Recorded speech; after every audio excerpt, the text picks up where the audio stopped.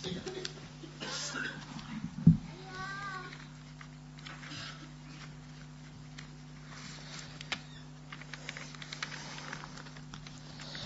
الله الرحمن الرحيم لا حول ولا قوة إلا بالله العلي العظيم حسبنا الله ونعم الوكيل نعم المولى ونعم النصير الحمد لله رب العالمين وصلى الله على سيدنا محمد وآله الطاهرين لا سيما بقية الله في الأرضين أجل الله تعالى فرجه الشريف وجعلنا من أعوانه وأنصاره وشيعته إن شاء الله. Today is the day of Ashura, and I thought today I somehow pause in the series of the lectures that we had and talk about another subject, but it is also somehow related to the discussion that we had. The subject today is remembrance of Allah subhanahu wa ta'ala in the light of the practice of Imam Hussein, and in particular the day of Ashura. And this is, I said, related to the subject that we had because we were talking about the way Imam Zaman establishes faith and Iman, and the whole core of Iman is remembrance of Allah subhanahu wa ta'ala. Human beings are very special among the creatures of Allah. Maybe jinns are like human beings, and maybe there are others that we don't know. But in respect those things that we know, human beings are very special in different ways. One of the differences, one of the specialities of human beings is that there are different levels of awareness, different levels of knowledge among human beings. It's not as easy as saying either we know something or we don't know. Either something is in mind or is not. No. There are different levels, different layers, and sometimes something is there, but you are fully unaware. In our mind or in our soul, there may be traces of events that have happened to us, but we are unconscious about them. But it's not that we have forgotten them, absolutely.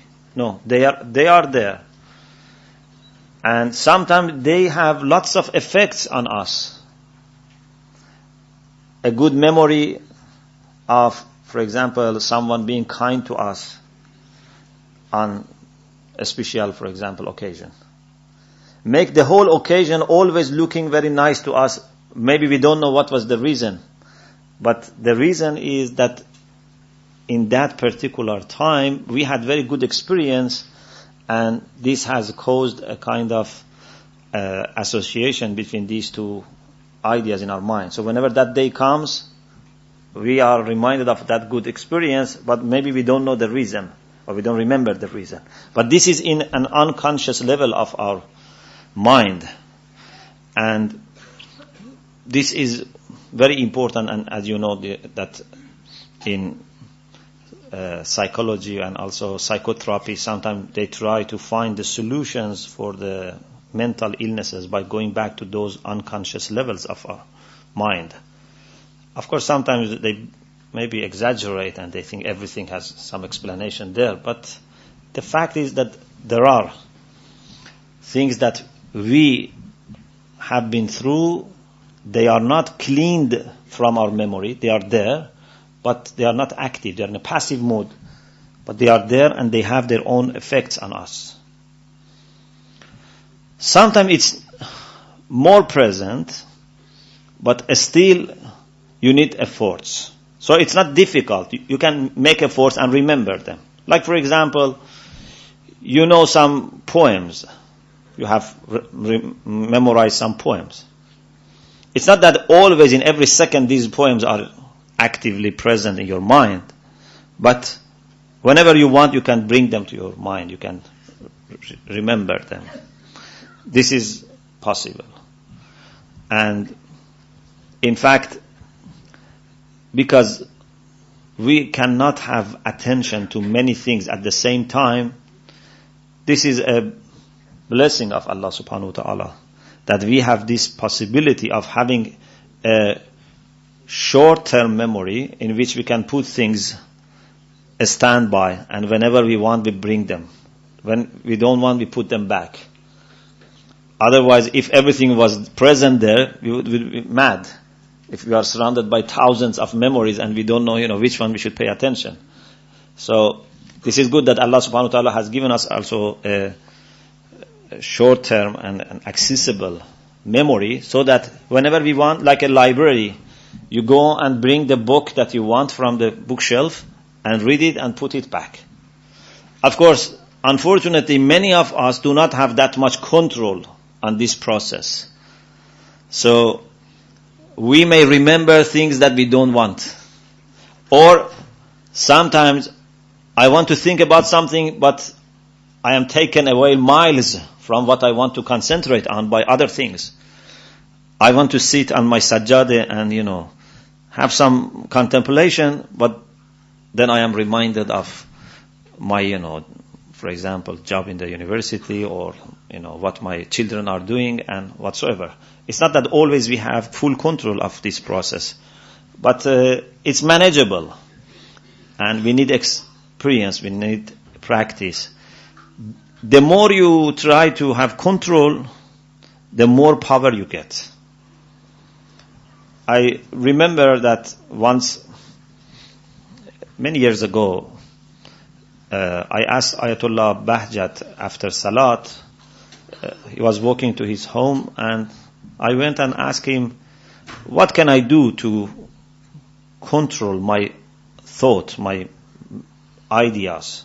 Sometimes something comes to your mind you don't like, but it's as if they come by themselves. It's as if you have not brought them. They come by themselves. So what should I do? And he said, if I tell you, then would you accept? Would you practice? I said, inshallah. And he said, whenever these things come to your mind, don't pay attention to them. If you yourself don't pay attention to them, then after a while they stop coming. But unfortunately, when these bad memories come, we start playing with them for a while, sometimes even flourishing them, maybe a little bit enjoying, and then we say, oh, why it came to my mind? Maybe I should try next time not to. So, although we don't have always control over these memories, but it's up to us. We can practice and we can gain control over the things. So the things that we don't like, then they don't come to our mind. And even if they come, they go away very quickly. So this is another level of our attention and understanding and remembrance. There is a level which is even higher than this. And that is when you remember something and that is present in your mind, but not necessarily you are only thinking about that and concentrating on that. Maybe you are doing other things, but still this is like a background for your ideas. Like what? Like, for example, the intention that you have for salat. Or if you go to Hajj, you have intention, niyyah. Okay? Is this niyyah something that is in unconscious level of your mind? No. Is it something that you have memorized and put it there so that whenever you want you go and bring it? No.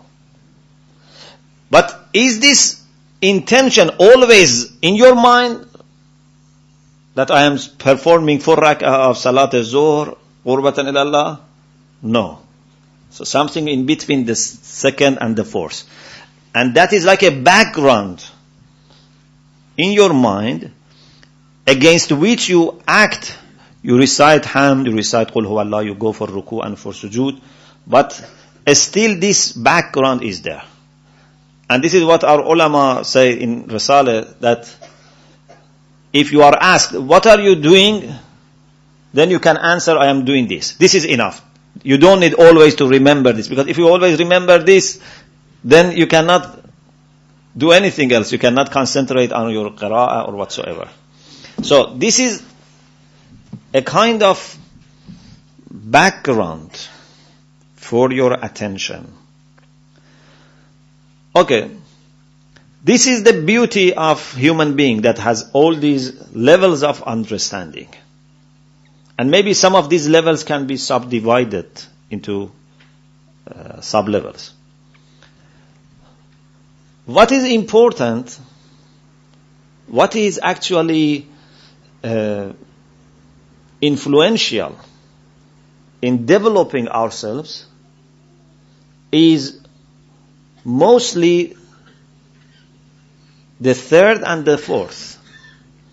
Either something that you remember fully, or something which is there present in your mind, even if as a background. But it's giving flavor and giving color and formation to what you think about and what you do. These two are very important. And when we talk about remembrance of Allah subhanahu wa ta'ala, we must get engaged in the remembrance of Allah in these two ways. It's not beneficial that in our unconscious level we remember Allah. Indeed, all human beings have this knowledge of Allah subhanahu wa ta'ala. This is an innate knowledge that Allah has given to every human being, that deep in their heart and mind, this is built. This knowledge is there. And whenever they are, for example, faced with dangers and threats, they quickly and automatically are reminded of this knowledge of Allah subhanahu wa ta'ala. As the Quran says, إِذَا رَكَبُوا فِي الْفُلْكِ دَعَوُوا اللَّهَ مُخْلِصِينَ اللَّهُ الدِّينَ. When they are aboard on the ship and they are faced with the storms and they think that they are going to die, then they are reminded of Allah subhanahu wa ta'ala. That unconscious knowledge becomes conscious. But what is the point? This is not useful because they're only when they are in danger. As soon as they reach the coast, فَلَمَّا نَجَّاهُمْ إِلَى الْبِرِّ, when they are saved by Allah subhanahu wa ta'ala and they can put their feet on the land, then many of them forget Allah subhanahu wa ta'ala. So this is not enough. This is not also enough that you have it there in your memory, so whenever you want you can bring. You may have memorized all the zikrs, all the invocations, all the du'as, all the supplications. But these are there. Whenever I ask you, you can tell me. But are they active and effective? No. These are just there in archive. We don't want archive of zikrs. What we need is the last two. Either you remember Allah subhanahu wa ta'ala in a very present way, or at least it's a background for your activities. These are the things that we need. Allah subhanahu wa ta'ala says in the Quran that there are houses that Allah subhanahu wa ta'ala has permitted His name to be mentioned in those houses, in which Allah has permitted His name to be mentioned. في بيوت أذن الله أن ترفع ويذكر فيها اسمه. In houses that Allah has permitted to be raised, to be elevated, and His name be mentioned. So first of all, this shows that to be able to remember Allah subhanahu wa ta'ala in the way that we talked needs permission from Allah subhanahu wa ta'ala. This means that this is not something that happens for everyone. Everyone is not worthy of remembering Allah subhanahu wa ta'ala. There must be some kind of preparation.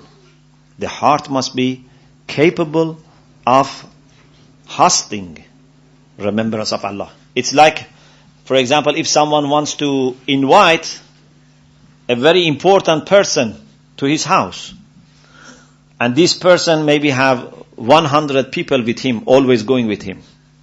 If your house is small, or is not, tidy, or it's mess, you cannot invite such a person with such honorable companions. So, في بيوت أذن الله أن ترفع ويذكر بها. These are the houses that Allah subhanahu wa ta'ala has permitted to be raised, to be elevated, and His name to be mentioned. Maybe these two are related to each other. It means that first these houses are elevated, then they can be placed for remembrance of Allah subhanahu wa ta'ala. Before being elevated, they cannot be worthy of being a place for invocation of Allah subhanahu wa ta'ala.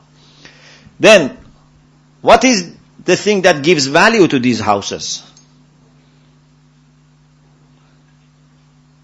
In this dunya, what gives value to the houses is sometimes the way the house is built.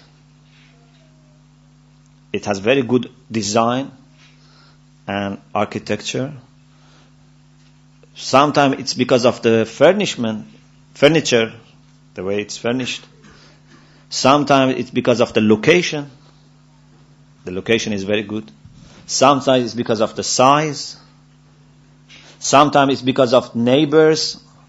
You have good park or next to the metro underground station. These are the things that give value. But what about these houses that Allah is talking about? Allah says the value of these houses is because of the people who are in these houses. This is very important. في بيوت أذن الله أن ترفع ويذكر فيها اسمه فيها الرجال يحبون. There are people in these houses that would like to be purified, to be cleansed. As we say in Arabic, sharaful makan bil makin. Value of the place is because of the person who is there. Unfortunately, normally we give value to the people according to their place. So if I am living in a very good, for example, house, people respect me more. Oh, this man is very important. Why? Because his house worth several millions of pounds. If I am, for example, a poor man who is tenant, and I live in council house, they may say, no, this man is not very important. This is what, not mu'mineen, but normal people, may have this mentality. But, as we say, sharaful makan bil makin. The value of the place is because of the one who is in that place. So Allah subhanahu wa ta'ala said, these houses are raised, and Allah has permitted to be raised, and His name to be mentioned in these houses, and inside these houses there are people who want to purify themselves. So these houses are houses for purifying yourselves. And these are the people that nothing makes them preoccupied so that they neglect, they forget Allah subhanahu wa ta'ala. رجال لا تلهيهم تجارة ولا بيع عن ذكر الله. Neither business nor trade, merchandise, nothing make them busy to the extent that they forget Allah subhanahu wa ta'ala. Of course they are busy, they are not silly people, they are not lazy people, they are not people who don't make efforts. They are busy, but what we say here, busy, we mean things that preoccupy your mind so that you forget Allah subhanahu wa ta'ala. So, you can be fully engaged in social life, in lots of interactions with other people and society, but at the same time, The remembrance of Allah can be present there as a background that gives you direction in your life. You know why you are doing this. The way that ulama say, if you are asked, what is your intention? You must be able to say. So if you are asked, why you are doing this? You must be able to quickly, not just, finding beautiful answers.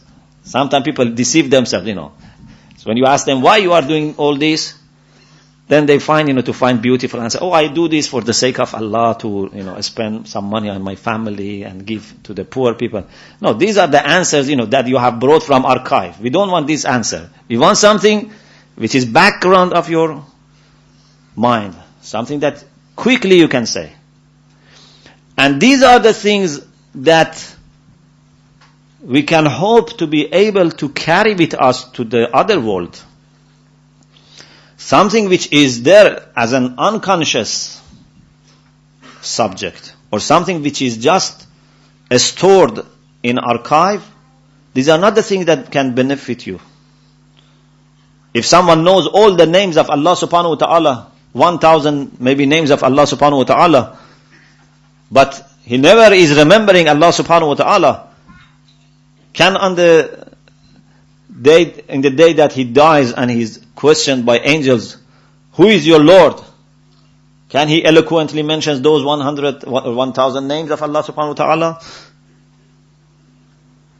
Because he had this in his memory? No, that's not useful. The only thing that people be able to answer is the things that are really part of their understanding. It has been absorbed by them. This is what they can take to the other world. Or even in this dunya, it's not just matter of death. Even in this dunya, when you are in normal life, you can remember Allah subhanahu wa ta'ala. Whenever you hear, for example, the call for prayer, you hear azan, you are reminded of Allah subhanahu wa ta'ala. Okay. To this extent, it comes. But what about when you are surrounded with all the problems? You suffer from illness, or your children are suffering from illness, you have poverty, you have, for example, family who are in problem, family relation is not good, business is not going well. Then would you be able to remember Allah subhanahu wa ta'ala easily? No. When a good customer comes, and you can maybe deceive that person, would you be able to remember Allah subhanahu wa ta'ala? When your partner or your neighbor or your spouse or your children or your parents or your relatives are somehow wronged by you, you have mistreated them, would you be able to remember Allah subhanahu wa ta'ala and quickly say, I was guilty, I was the one who made fault? It's not easy. If you want to see how much people remember Allah subhanahu wa ta'ala and how much people have real attention to Allah subhanahu wa ta'ala, spend some time with them. Listen to their conversations. Listen to the way that they treat people or speak to the people. Look the way they treat the people and find on how many occasions they have had attention to Allah subhanahu wa ta'ala. Some people, you listen to them from the beginning of the day up to the time they go to bed, and you don't hear anything about Allah subhanahu wa ta'ala. Yes, exclude the time for salat. The time for salat is something that, has become like a formal, way of performing your obligation. Even in salat, we may be forgetting Allah subhanahu wa ta'ala. But in their real life, how much they remember Allah subhanahu wa ta'ala? How much they attribute their success to Allah subhanahu wa ta'ala, rather than attributing to themselves or to luck or chance or market or whatsoever. How much they attribute everything to Allah subhanahu wa ta'ala. How much if they make mistakes, they realize that this is caused by themselves and negligence of Allah subhanahu wa ta'ala. Sometimes you make journey with the people. This is also very good to find out the reality of people, because when you make a journey, then there are many things which are not easy. Everything is not possible to be arranged in advance. Then you can see the realities of the people. If you go for example, for Hajj or other trips, and things are not always going smoothly, so you can find out what is there deep in the soul of this person. So, the people who have remembrance of Allah subhanahu wa ta'ala present in their mind, or at least as a background for what they do, these are the people whose lives are based on Allah subhanahu wa ta'ala. And whatever they do is for the sake of Allah subhanahu wa ta'ala. And when they are faced with unease, with difficulties, this doesn't make any change. Indeed, this makes them even remember Allah subhanahu wa ta'ala more. وَمَا زَادَهُمْ إِلَّا إِيمَانًا وَتَسْلِيمًا. This makes their faith stronger and the submission to Allah subhanahu wa ta'ala stronger. So having said that, now let's reflect on sayings of Imam Hussein alayhi salam and his companions. When we review the whole journey of Imam Hussein and the sermons that Imam Hussein made, the lectures, the talks that he gave, you always find that Imam Hussein very much stressing on Allah subhanahu wa ta'ala's attributes and Allah subhanahu wa ta'ala's right upon us, and that we must serve Allah subhanahu wa ta'ala, and that whatever Hussein is doing is for religion of Allah subhanahu wa ta'ala. Hussein has no personal interest, and this was not a personal issue between Hussein and Yazid. He had no personal business with Yazid. Everything was for the sake of Allah subhanahu wa ta'ala, and for seeing that things are going in the wrong direction, even worse than the time of Muawiyah, because now they are trying to establish the idea of monarchy in Islam, that a caliph then appoints his son as his successor. Because up to the time of Muawiyah, this was not there. No caliph was son of the other caliph without being qualified. Of course, the idea of imama is different. The idea of imama is like the idea of prophethood, which is mentioned in the Quran, which was going from generation to generation, because the most qualified person was the person who is coming in the next generation. But the idea of caliphate is not based on the idea of caliphate or, monarchy is not based on qualification. Even Muawiyah himself was not happy with Yazid. You know that Muawiyah wrote a letter to Yazid, and it says, when you were very young, you were a child, you used to make us very happy. But when you grew up, you always cause problem and pain. And he said, لَيْتَكَ لَمْ تَكُنْ. I wish you were not there at all. Muawiyah himself knows who was Yazid. But this is selfishness, that still he wants this to be for his son. Although he knows that this doesn't belong to him. So Imam Hussein alayhi salam, when saw all these problems, then when he was asked by the governor of Medina to pay allegiance to Yazid, Imam Hussein said, وَعَلَى الْإِسْلَامِ السَّلَامِ إِذْ قَدْ بُلِيَتَ الْأُمَّةُ بِرَاعٍ مِثْلُ يَزِيدٍ.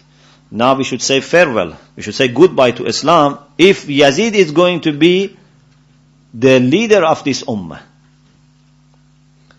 And then you follow up all the things that Imam Hussein said and his companions said. Everything is based on Allah subhanahu wa ta'ala and remembrance of Allah subhanahu wa ta'ala up to the very last moment of their life. You remember what we said about, for example, Muslim ibn Aqil. That what did he say in the palace of Ibn Ziyad? And other companions of Imam, even the young children, like Qasim, like another son of Imam Hassan, like Hazrat Ali Akbar, all companions, all members of Ahlul Bayt, always their conversations were full of reference to Allah subhanahu wa ta'ala. And this is what made this movement unique, because there is nothing, no impurity, no selfish or worldly intention involved in the part of Imam Hussein alayhi salam. And on the other side, you see, everything is selfish, and everything, even if it is sometimes given some religious significance, it's just make-up. It's just hypocrisy. Because they themselves knew that this is not for the sake of Islam. And they knew that they were doing something wrong. Indeed, they did something that I was thinking, I've been always thinking about this, but the last few days, something new came to my mind. Because I was always thinking that how it came that these people so brutal. The things that they did with Imam Hussein was very brutal. You know, if, for example, if you say, okay, these people wanted power, like Ibn Ziyad, okay, like Omar Asad. They wanted power, they wanted position, so they get involved in the murder of Imam Hussein. Okay, this is understandable. But why they didn't kill Imam Hussein with respect? Why they didn't act as a civilized person? When you kill your enemy, you must respect. Okay, give him one hit and kill that person. And respectfully let he be buried without damaging the body, without attacking the family and children. But the way they did, even maybe in the time of Jahiliyyah, was not done. I don't remember any story that in the time of Jahiliyyah they did such a thing with their enemies. So, why they became so brutal? The thing that we cannot mention. How they, acted in respect to Imam Hussein. And then, sometimes you wonder, for example, taking away the dress of Imam Hussein, although Imam Hussein had on a very old trousers, because he knew that they would take away and loot the dress. Still they took it away. Or taking ring from the finger of Imam Hussein, and, I don't want to mention the story. So why they became so brutal? It came to my mind that maybe because these people were involved in such a big crime, then on the day of Ashura, they were cursed by Allah subhanahu wa ta'ala. And if someone is cursed by Allah subhanahu wa ta'ala, according to the Quran, means that this person would be far from mercy of Allah and guidance of Allah. So it means that Allah subhanahu wa ta'ala took away from them all the knowledge, all the understanding. And they became like mad. They did something that they themselves later for sure regret. But in that day, they were cursed. So they didn't know what they're doing. They did things that no one, can explain. Even we have that the person who was Sanan ibn Anas, when in the last moment was using his sword to cut and attack Imam Hussein, he said, Wallahi inni la ajtazzu ra'asaka wa a'lamu annaka ibn Rasulillah wa khayrun nas aban wa umman. He said, Hussein, I am hitting you while I know that you are the son of the Prophet and your father and mother are the best people. This is the way that he was saying. So, on the side of Imam Hussein, everything was showing remembrance of Allah subhanahu wa ta'ala. On the side of enemies, everything was showing that these people were so much forgetful of Allah subhanahu wa ta'ala that Allah subhanahu wa ta'ala made them forget themselves. And when they forgot themselves, they did everything. This is the Quran. لا تكونوا كالذين نسوا الله فأنساهم أنفسهم. Do not be like the people who forgot Allah subhanahu wa ta'ala, then Allah made them forget themselves. If you forget yourself, then you can do everything. If I forget that I am a human being, that Allah has given me conscience and has given me power to understand what is good and what is bad and then go for after good, then I forget this, then I may do everything. I may do every crime. A very beautiful thing that happened on the day of Ashura that you all know is the story of the Salat on the day of Ashura. You know, the person who mentioned the time for Zuhr was Abu Thumama. And this Abu Thumama told Imam Hussein alayhi salam that it's the time for Zuhr.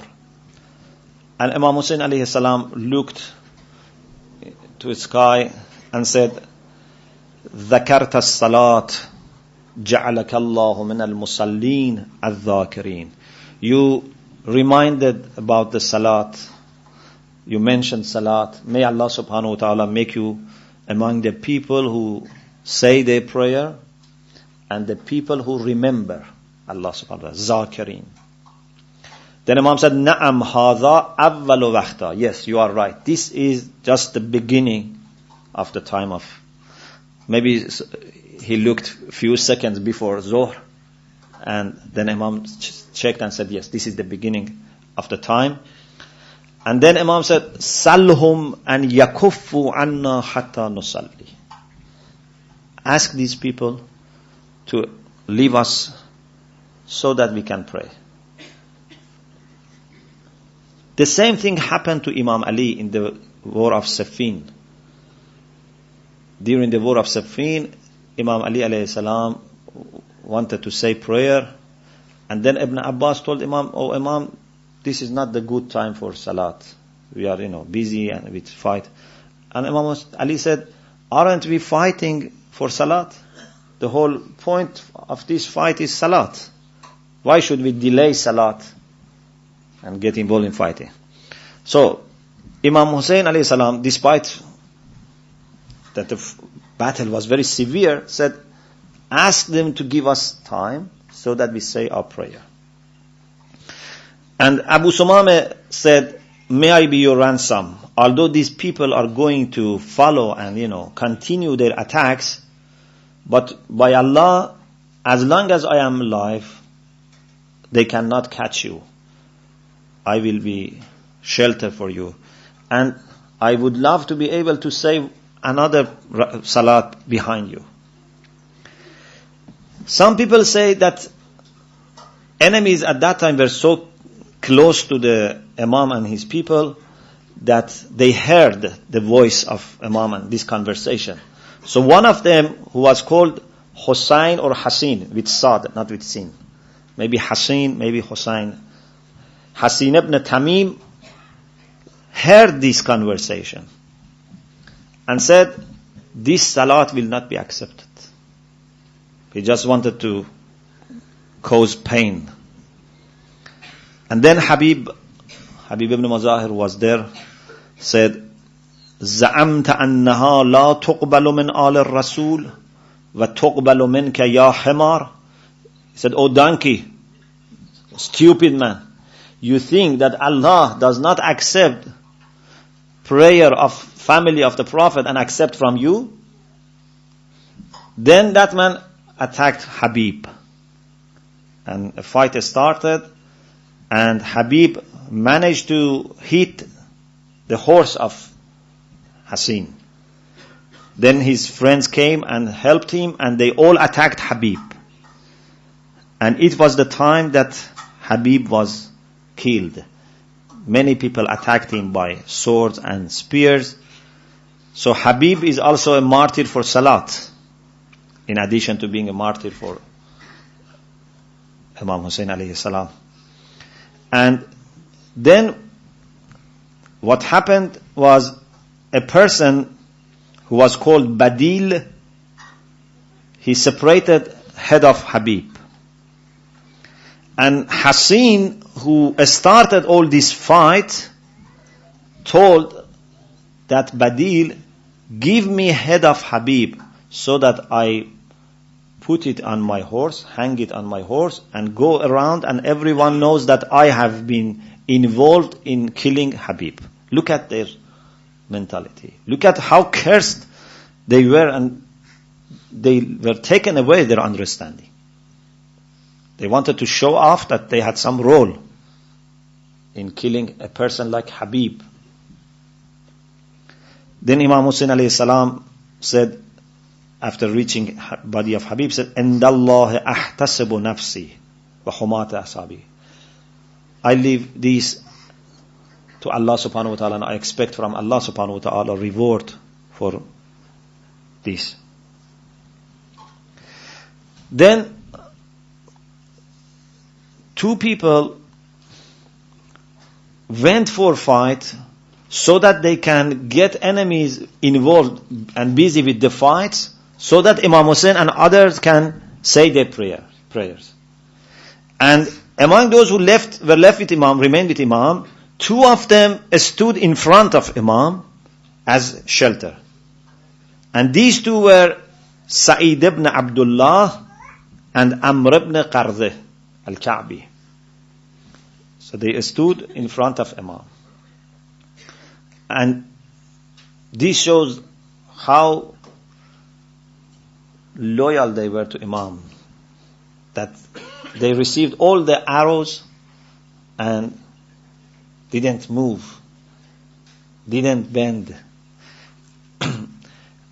You may remember I mentioned 3 years ago this story from one of ulama, Faiz Kashani, that he had this question in his mind, that why Imam Hussein said to his companions in the night of Ashura that I do not know any companions more loyal and better than my companions.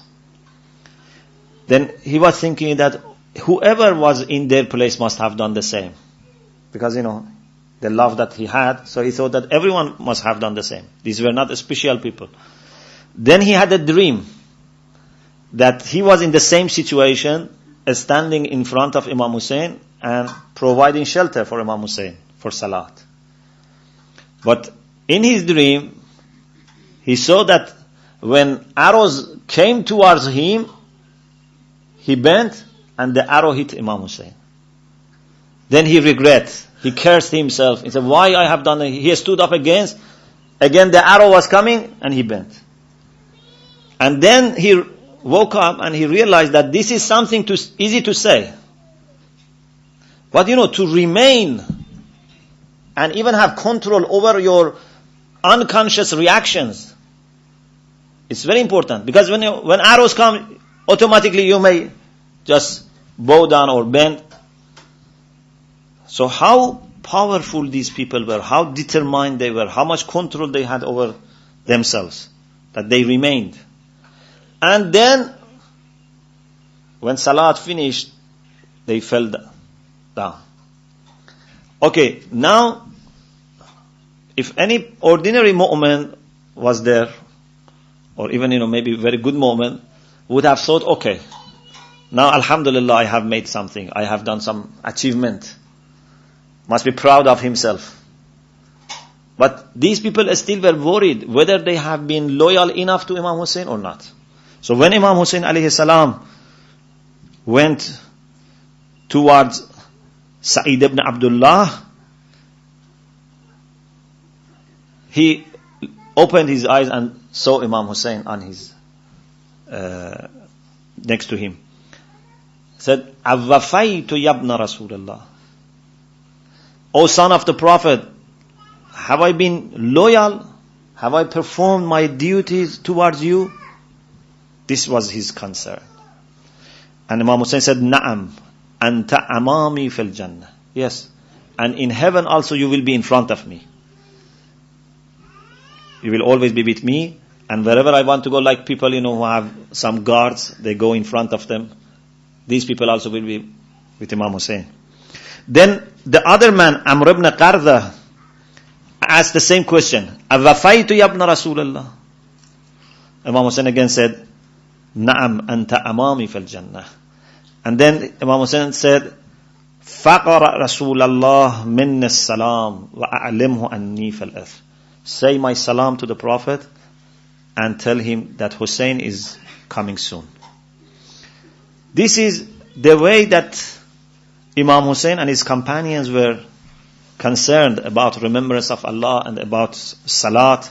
And also, you remember what we said about the night before Ashura that Imam Hussein asked for another night so that he can remember Allah subhanahu wa ta'ala, he can recite the Quran. And he said Allah knows that Hussein loves to recite the Quran, loves to ask forgiveness. And many other things, many other conversations, many other mottos that they had during the battle, all showed full remembrance of Allah subhanahu wa ta'ala.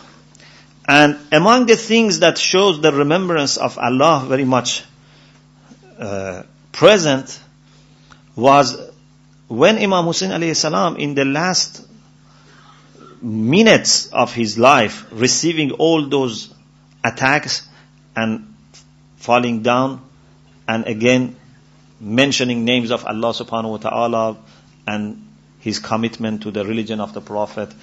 And maybe this inshallah can be a lesson for all of us, that we need to establish and to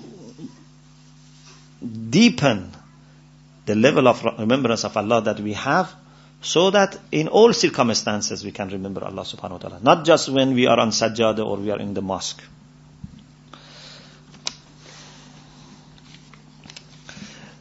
You may know about the Ziyarat Nahiyya Muqaddasah, which is given by Imam Zaman to one of his Nawab, one of those 4 deputy of Imam Zaman.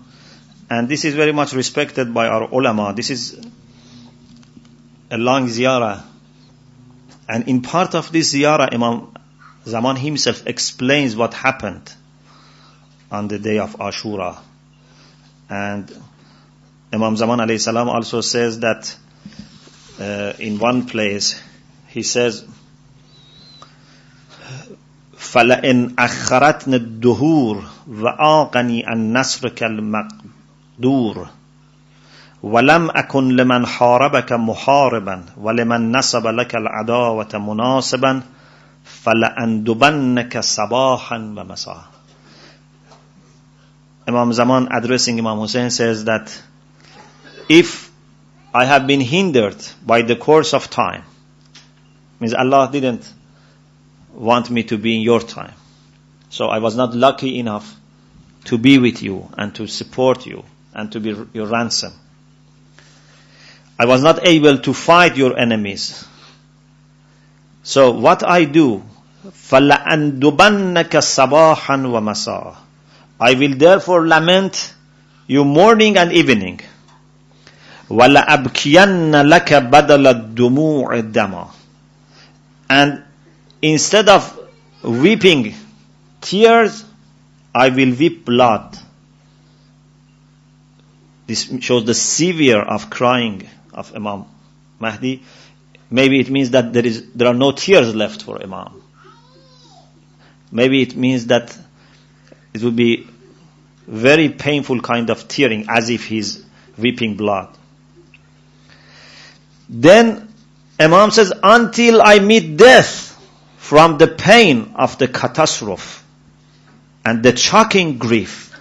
So this is why I said, unfortunately we cannot see the way Imam Mahdi himself does mourning for his grandfather. If we could have seen that, then we would have realized what is the proper way of mourning for Imam Hussein. Because he knows exactly what has happened to Imam Hussein. Assalamu alayka ya Aba Abdullah. We should hope that inshallah Imam Hussein is giving answer to our salam. Assalamu alayka ya Aba Abdullah وعلى الأرواح التي حلت بفنائك عليك مني سلام الله أبدا ما بقيت وبقي الليل والنهار ولا جعله الله آخر العهد مني لزيارتكم. السلام على الحسين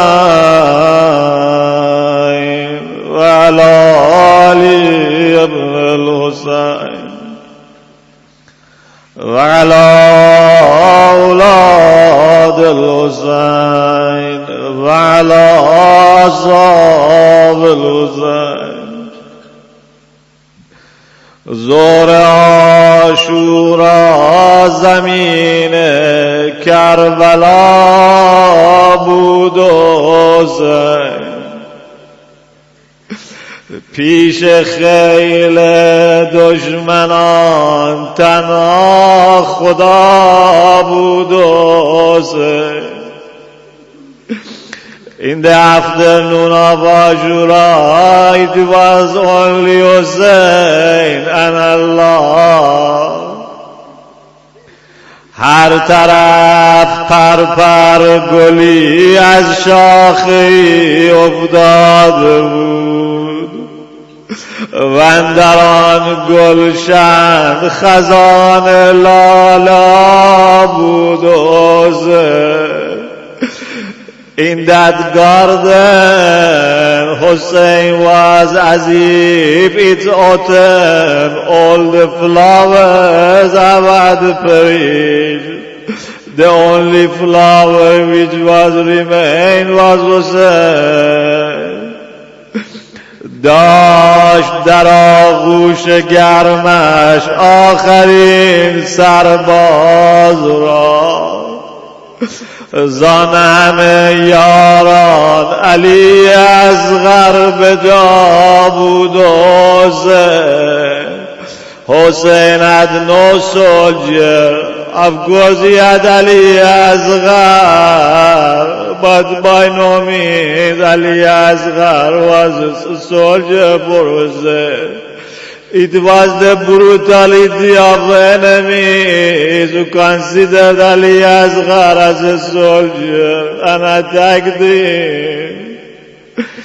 آخرین سربازم غلطید در خون گلو، بعد از آن گل خیمه ها ماتم سرا بود و حسین. After Ali Asghar, even the tents were full of pain. Ladies were crying, looking at the empty place of Ali Asghar. یک طرف جسم علمدار رشید کربلا غرق در خون، دست درش از پیکر جدا بود و حسین. Imagine what situation of Hussein, looking in one side and seeing the body of Abbas without hand. اون و جعفر اکبر و اصغر به خون خود خضاب. Children of Zainab, children of Hussein, children of Hassan, all were covered with their blood. کربلا چون لال زاران با صفا بود و حسین. Karbala was full of flowers and Hussein was left alone. But this is not the end of the story. This is not where the enemies stop. Then they started attacking Hussein himself. تیر باران شد تن سالار مظلومان فراز. هر طرف از شش جهت تیر بلا بود و حسین. Then they started attacking Hussein. by swords, by spears, by sticks, by stones, whatever they had, they used to attack Hussein. Imam al-Zaman in his ziyarah says,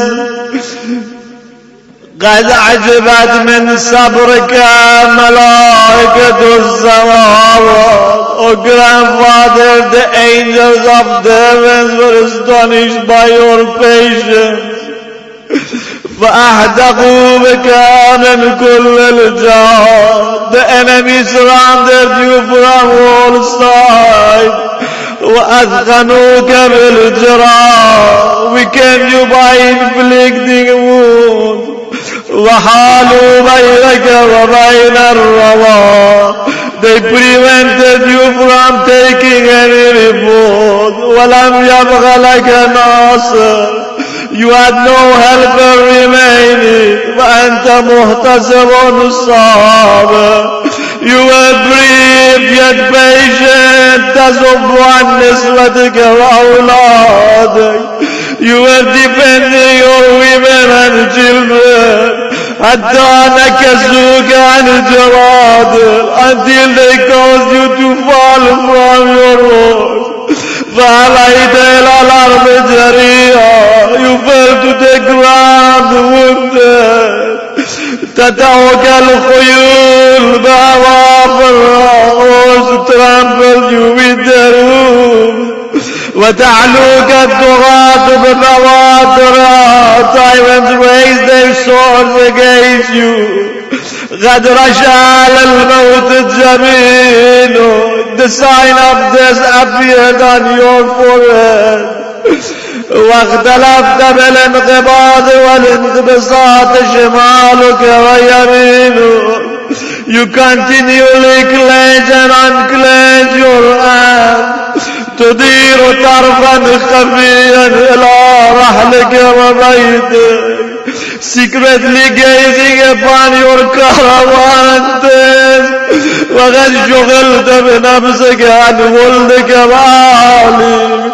While trapped by yourself away from your children and family.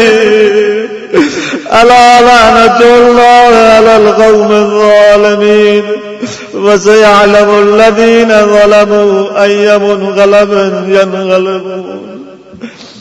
اللهم صل على محمد وآل محمد.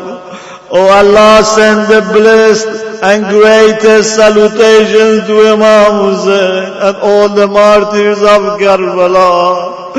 O Allah, let us be with Hussein when we die, and after we die, let us be with Hussein in heaven. O Allah, let us act like Hussein and die like Hussein. O Allah, make our children lovers of Hussein, generation by generation. O Allah, the enemies of Hussein and Ahlul Bayt, those who can be guided, please guide them. Those who cannot be guided, please destroy them. O Allah, because of Hussein and because of Imam Sajjad who was ill in Ashura, heal all our ill brothers and sisters, O Allah. O Allah, forgive our sins and mistakes. Forgive all marhumin, our parents and forefathers and foremothers, all ulama and martyrs and whoever has done something good to us. O Allah, forgive them and be pleased with them. O Allah, let us see our Imam al-Zaman in this world before we die. Let us see our Imam al-Zaman when we die. O Allah, make our Imam al-Zaman happy with us and accept his prayers for us and for his Shia. O Allah, make the advent of Imam al-Zaman as easy as possible, as quick as possible. Oh Allah, make end of our life the best time of our life. Allahumma ja'al awaqib umurana khayra. Inshallah, for our request be granted,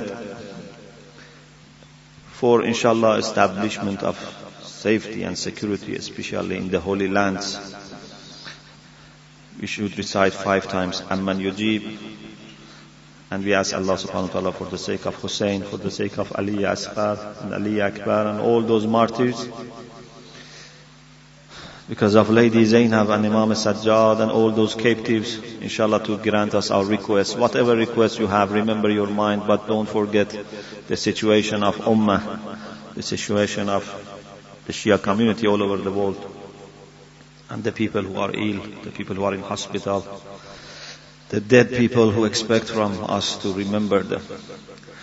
أعوذ بالله من الشيطان الرجيم أمن يجيب المضطر إذا دعاه ويكشف السوء أمن يجيب المضطر إذا دعاه ويكشف السوء أمن يجيب المضطر إذا دعاه ويكشف السوء أمن يجيب المضطر إذا دعاه ويكشف السوء أمن يجيب المضطر إذا دعاه ويكشف السوء. Allah, we are really mustar. We are really hopeless if we are left to ourselves, but we are very hopeful if you are our wali, if you are our master, if you are the one who looks after us, then we are fully hopeful. Oh Allah, don't let us go out of this majlis with hands empty, with requests being not granted. No, this is not the way that we expect you treat us, the people who have mourned for Hussein. Oh Allah, whatever we have asked you, and whatever we forgot, but you know it's good for us, please grant us for the sake of Hussein. Salawat.